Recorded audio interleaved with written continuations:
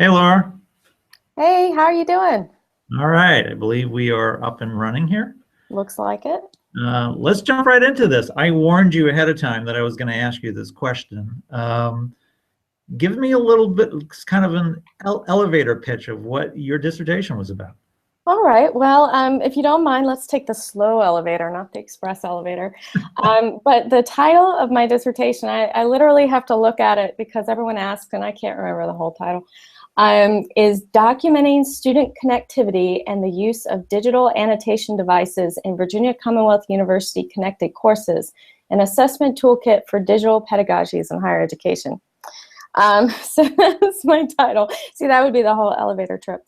But what my dissertation was actually a design project, because what we know about assessment is that it really needs to align with learning objectives and it needs to be integrated into lesson plans. So when we're talking about different assessment approaches to online learning, you really have to know, like, you really have to define what you want students to learn, how they're learning, and how those assessments kind of integrate into the system. So to give you the story, we need to back up a little bit. And I like to start at Rampages. And we all know what Rampages is. It's, our digital public blogging platform. And I like to think of it more than that. I like to think of it as a virtual community. And in this virtual community where you have students blogging and faculty blogging and, different organizations blogging, associated with the university, a certain type of course has started to emerge, a formal academic course that uses Rampages kind of as part of its course materials. And those are the courses that I call connected courses in my dissertation. And if you look at those courses, there's undergraduate students or graduate students, they cross disciplines, but there's some certain common themes and threads in these courses. And the first is that they're using this public, open educational experience and platform to put all of their materials on. They're having students blog in the public, and they're having students engage in some sort of public discourse, either by commenting on each other's blog posts, or they're having them tweet or something along those lines. And so if you think about what we're trying to get students to achieve by doing these activities and learning in this very open, very public platform, is that we're trying to get students to connect things. Meaning that we're trying to get them to connect their current thinking or their experience in that class to the thinking of other people, or the thinking that they did in other classes, or other contexts, like, for example, connecting something that they're learning today in physics to what they're doing when they play field hockey. And then we're also trying to get them to connect their ideas over space and time. And none of these things that I'm saying are particularly radical. I mean, they all kind of go back to social learning theory, and they all go back to, like, even knowledge transfer. I mean, what is knowledge transfer? It's the ability to connect and see patterns across space and time. Okay, so nothing I'm saying is really radical here. It's just focusing more on the word connection. Which, again, if you go back and you look at these theories, you see connection in all the literature anyway. So in terms of assessment, if our goal is to have students make connections, then that's what we need to be documenting through assessment, because assessment is a form of documenting. You're trying to capture the students doing things that are associated with learning. And so what does connection look like in these public blogging platforms, in tweeting? And what I decided to do was look at what I call digital annotations, which are things like hyperlinks, embedding images, mentions, hashtags, those things that you add on to the main content that then gives some sort of instruction on where the content is supposed to go or how you're supposed to interpret the content. I mean, that's what an annotation is. So what I did was I looked at these annotations and how students use them to see whether or not they really could be used to document instances of connection. And the short answer is yes, they can. but it's more than that, and we can get into it if you want to. Hyperlinks, for example, students were using the hyperlinks to connect the content of their post back to their citation material or further description, or they were using hyperlinks to connect their thoughts over time. I did this in this blog post here, and then this in this blog post here, and they were literally using those hyperlinks to track their learning across their blog post. Embedded images were very rich, and again, we can get into this a little later if you want to. But one of the main advantages of using these sort of very digital aspects of the blogging experience is that all of these things are automatically captured by the blogging platforms, or if you're in Twitter, the Twitter platform, where you can get information about what students are doing in a spreadsheet, which then can be very easily used to visualize what students are doing through network analysis. I mean, there's ways to visualize this information in almost real time so that you can use it for integrated assessment, so actually showing students in real time what they're doing. It's the type of stuff that's kind of intuitive to look at, and you can use it for self-assessments, you can use it for peer assessments. All of these things are things that we're trying to push towards in the assessment literature. What we want assessment to be in the 21st century is we want to help students learn how to self-assess. And then, of course, because a lot of the process is automated, it does help with the scalability of things as well. All right. So I think that's my elevator, like a very long elevator pitch. All right. So let me try to unpack this a little bit. Here's one of the questions. I can imagine faculty raising skeptical questions about some of this. So I'm gonna try to articulate some of that. For example, you're talking about assessing connected learning. Yes. Most faculty probably don't think of that as a goal for their course. They think about their course in terms of the content of the class, perhaps some skills related to their field. Why connected learning? Why should they be even paying attention to this as part of their course?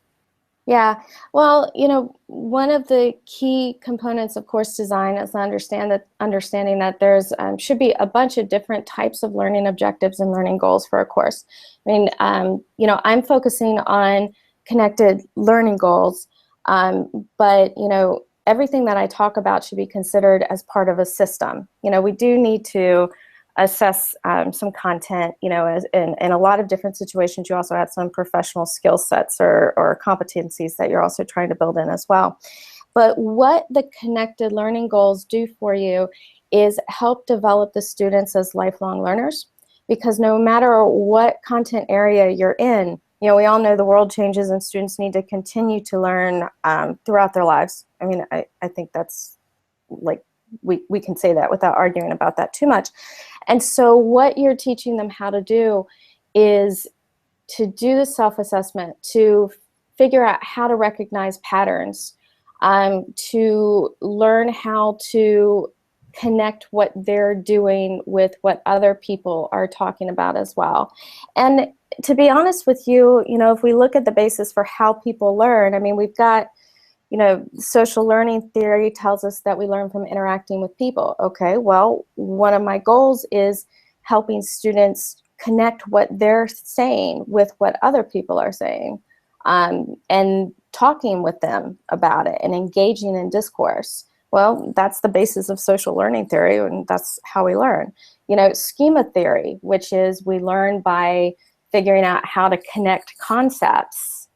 Well, that's what I'm trying to do with the connected learning goals, is that we're trying to get students to figure out how to make connections and then recognize what they're looking at. So you kind of need to have these skills underlying your content skills and all these other things, because this is how students learn. I don't know if that answers your question or not. It does. So let me ask you this. We'll have a link right below this video to the details of your work, so folks can kind of dig in a little bit and see it. But can you talk a little bit more about some of the kind of practical details of the kinds of things that you were looking at in Mm-hmm. your work. Right.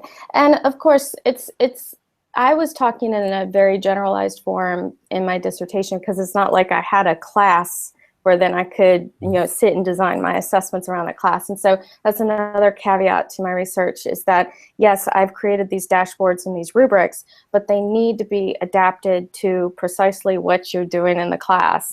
So I can give you a place to start. But it needs to be adapted for whatever it is, whoever your students are, whoever you are, whatever your class is. The link that you're going to have goes to a website that has some rubrics. I created a rubric for tweeting and a rubric for blogging, related to these sort of connected learning goals that we're talking about.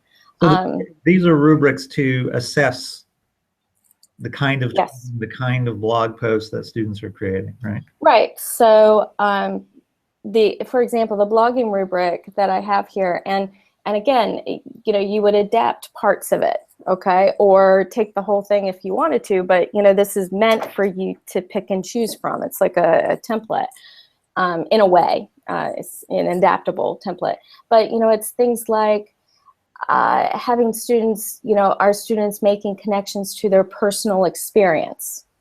Are they making connections in their blog posts to course concepts and materials? Are they making connections to other disciplines and contexts? And we can, those are just a couple of examples, and it's set up like a rubric.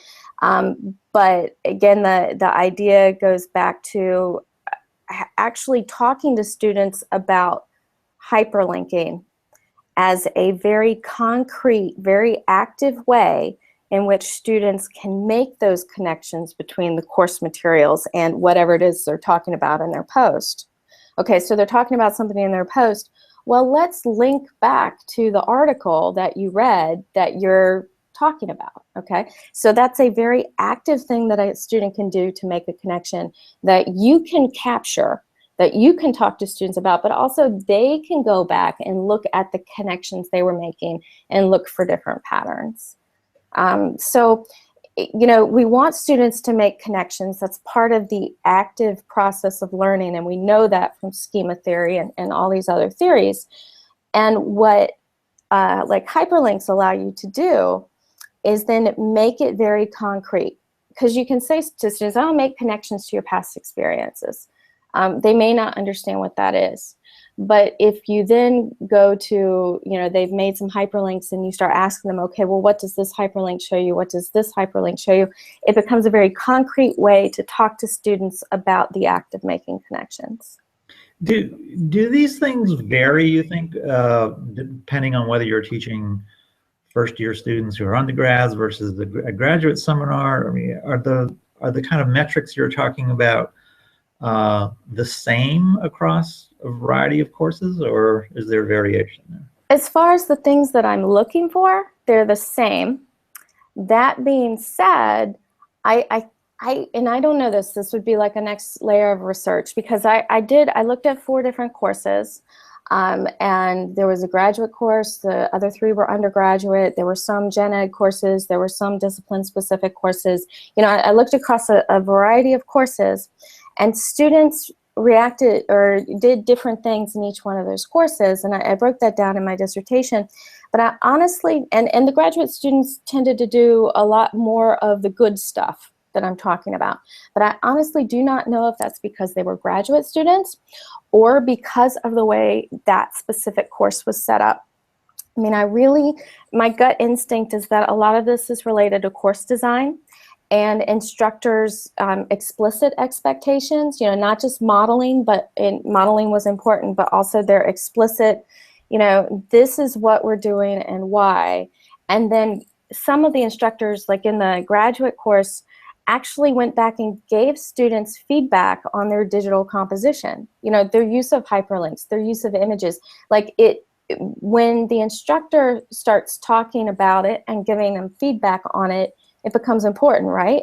And so, yes, my graduate students tended to do a lot more of the good stuff, but I honestly don't know whether it's because they were graduate students or because those were instructors who put some focus on this concept of connection. From the very outset, they said, this is a connected course. This is what it means when you're blogging when you're blogging publicly. Write for a public audience. Take off that academic speak that you're learning because you're graduate students, and you need to be able to speak to the public. And in that means that when you're linking to things, it needs to be stuff that the public can read. So in other words, in their conversation with students about writing, they were talking about these things and giving students feedback about those things. So, obviously we expect a little bit more from graduate students than undergrads, but I believe so much of the differences had to do with the way the assignments were set up, and also the feedback and the instructor feedback that was being given. Cool. Now, this is all pretty new stuff. Are we at the point where faculty can relatively easily adapt, use some tools to actually do this kind of work you're talking about? Well, things like the rubrics, I mean, that's just old school. You can do anything you want with a rubric, right? But like some of the other things that I've described in my dissertation, like the dashboards, where we're actually looking at frequencies of certain things. You can get a lot of automated information out of the back end of a WordPress blog site. So for example, Rampages. Let's say you were setting up a course website on Rampages. There's just a little plugin that you add, and that's something that at AltLab we can show you where it is, but you click on a button and it's the CSVWP, I think. It's just a plugin that you click to activate, and you can download spreadsheets of student information. So even though you're using the mother blog and students are aggregating their blogs into your site, you can get all kinds of information on a spreadsheet about that blog post, like when they turned it in. You can get the full text if you wanted to do a content analysis from that. The hyperlinks, their embedding codes, all of that stuff is like separated out for you.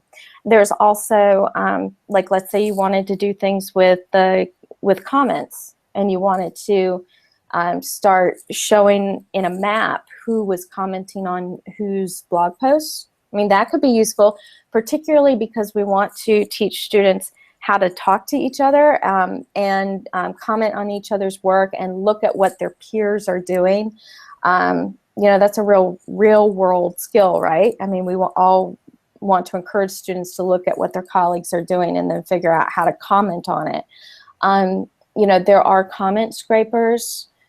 There are ways to look at that in a relatively easy sort of way with just a little bit of help.